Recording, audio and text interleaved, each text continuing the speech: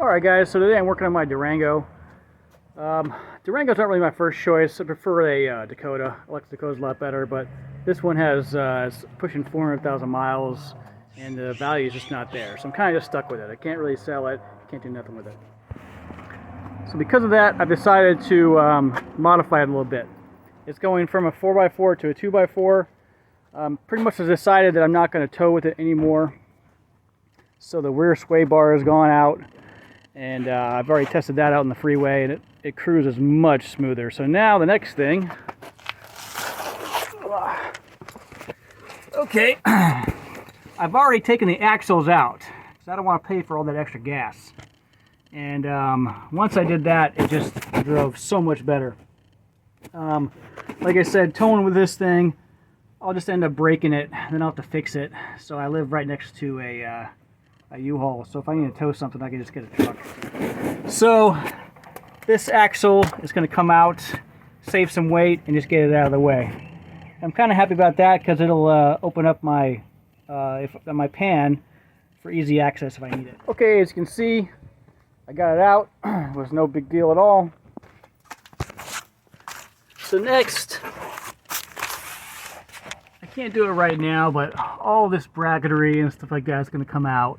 And there's going to be some weight right there too. So that bracket going across will come out. I'll evaluate if I need to put a cross member in there, but I don't think I will. We'll see if it shakes around or not. And yeah, I guess we'll just test drive it and see how it feels. Okay, so I just got back. I drove down to Modesto, which is like 70 miles. Okay, so that's the 9 1/4. I removed the sway bar. It's just hanging there. Basically, the people who I bought this truck from rebuilt this rear end. I went in and I readjusted it, and I readjusted it right, and I tried to check and see if the crush spacer was good, and I think it was. I couldn't get the pinion to rock, but anyway, so this thing just feels like I'm pulling like a trailer all the time, and it doesn't coast. Literally, it's the only vehicle I've ever had that doesn't coast downhill. So you got to put gas into it going down a hill. So basically, I'm not really too into this one.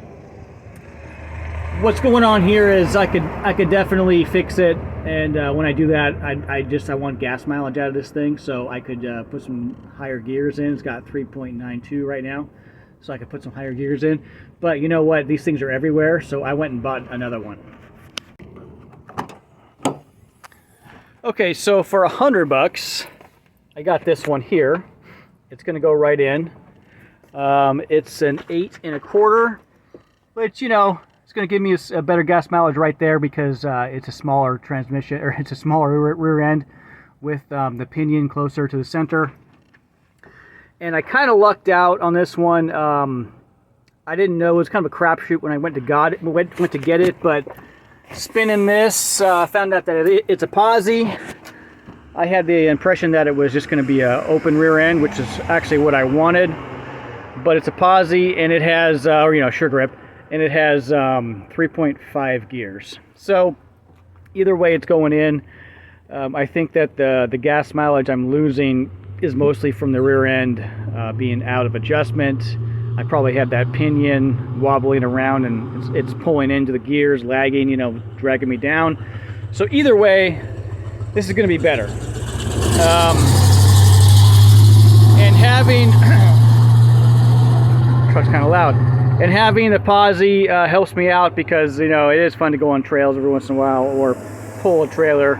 But like I said, I'm never going to pull anything again with this truck that's heavy. Like, no more cars because I just don't want to break my truck. I first got my truck. I pulled this thing back from Oregon, and that was going all the way up Highway 5, all the way up. And it's all uphill the whole way there. And it's all downhill. And you know what? This is a roller, no engine, no transmission, pretty light, It actually did a pretty good job, and it was on its last leg. It was when I just bought it and before I tuned anything up on it. and it was like really scary actually coming back. But the thing that sucked most about it, I thought, was the braking. The Durango, maybe it's okay. If I had a 5.9, I'd be willing to pull stuff, no problem. But the braking just kind of sucked. So no more towing. Okay, so it's getting the new rear end. It's getting all the 4x4 parts taken out, and I have this tailpiece, so I can remove the transfer case.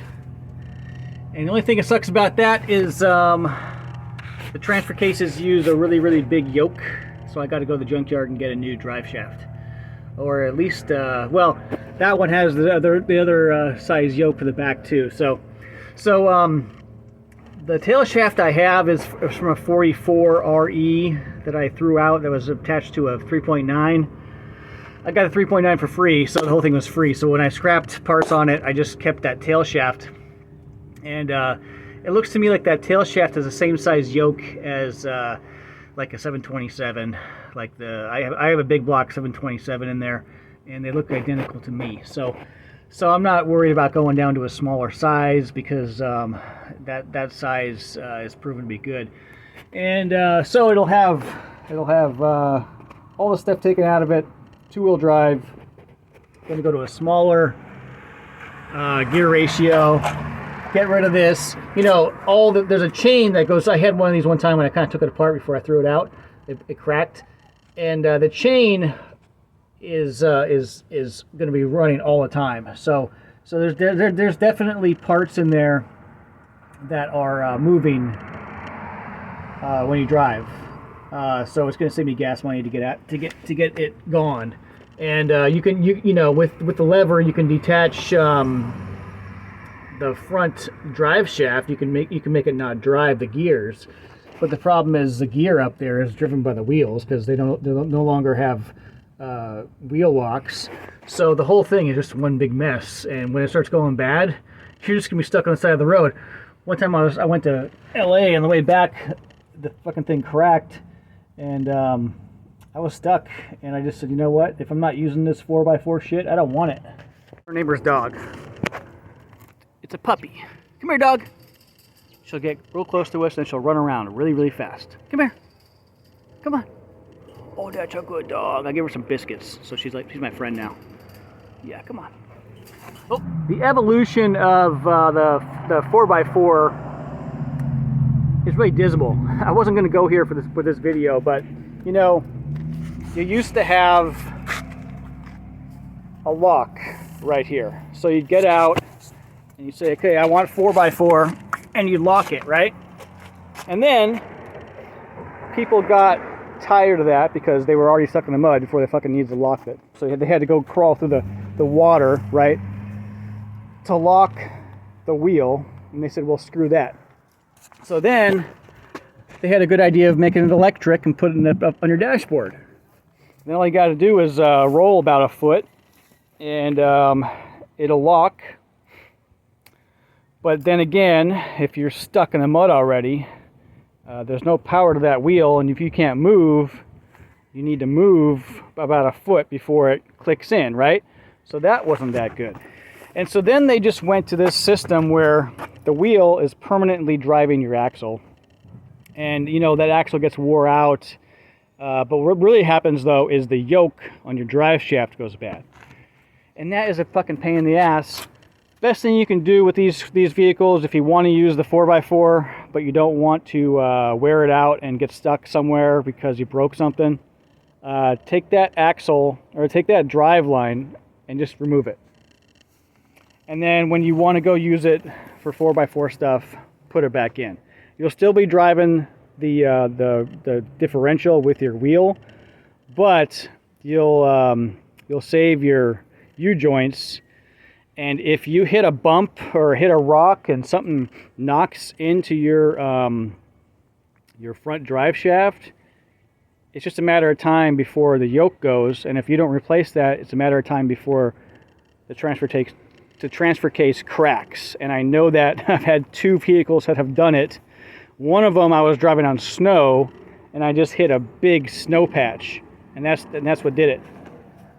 I was really lucky I didn't brake at that time, because I was coming back from I was driving to New York, and I decided to turn around because it was too cold. I was like, you know what, fuck this. I said, I am not going to New York at this time of year. So I turned around, and I was pretty far there, and I'm lucky I got back. And the next day I was driving it, and it cracked.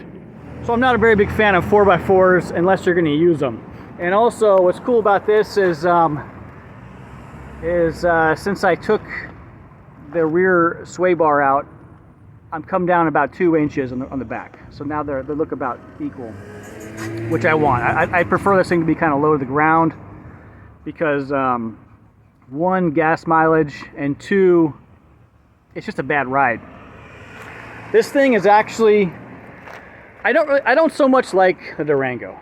Okay, the Durango is, I have one, and it's cool because you can put stuff inside, and if you have valuables, it's like having a tonneau cover on your truck. You know, you don't have to remove the stuff right away. But I don't really like this vehicle too much. I think the road noise is way too much. It hurts my ears on long road trips. And I don't have loud exhaust. It's just loud. I feel that when it had the sway bar in it, this has a towing package, so it's real beefy. You know, any bump and you're just bouncing all around. I don't think the steering's all that great. I don't like being next to a semi-truck and going into a turn with this vehicle. I think I might have a problem with the front end, but I got to look at it. Maybe the idler arm's a little bad, but it's just not so good. I don't like it. Now the Dakota, it's just better, all around better. I think the wheelbase is longer. The cab's smaller, so you don't have all that wind noise. It's nice and quiet in a Dakota. I want to get myself a Dakota again. But like I said earlier, I have 375,000 miles in this thing or something like that, and it's just not worth anything. Except that it's still in pretty good shape, you know? So I'm just going to have fun with it and make it to what I want it to be. And then we'll see how long it lasts. The rear end changed out. I think the gas mileage will improve, and I'll actually like it. So, you know, it's a cool vehicle. It looks cool. It just, I wish it was a truck. I wish I would have bought the Dakota. Okay, so an update on this thing.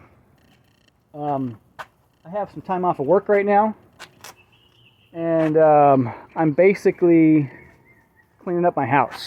So my front yard is not really part of my house yet. I haven't cleaned that up yet. Come here. Come here. Oh, that's a good dog. That's a good dog. Come here. That's a good dog. That's a good dog. Okay, I'm sorry. Come here. Well, she's not running away anymore. Okay, so one thing I did with this thing, I thought it'd be super cool to have these things right here and be able to turn my car around in my driveway and you know, weld up that quarter panel and do all these things, which my quarter panel's not coming until it's not going to get shipped out till November the 5th, which changed immediately after I ordered it. It told me you know, I was going to get shipped out in a few days, and okay, I pay for it, and it's okay, it's a month away. But yeah, I bought these off of eBay. Yeah, don't buy these. They're pieces of shit. And then this is metal and slick. Doesn't quite glide over this surface very well. So the only thing I can say that's good about these is I complained about them. I showed them a picture, and they gave me my money back, and they don't want them back. So I got them for free. They refunded me, so I'm not mad. Gonna give them a good review and all that shit. I think what I might do is I might make my own, or take these and weld some little I-beams on them or something like that. But I don't know. I kind of just want to throw them out, and then just go to the store. I know a metal scrap place. I can get some nice thick, 1/4-inch steel, probably for pretty cheap, and then go get some heavy-duty casters with rubber on them. And then I'll be like Batman. I can just turn my car around whenever I want to.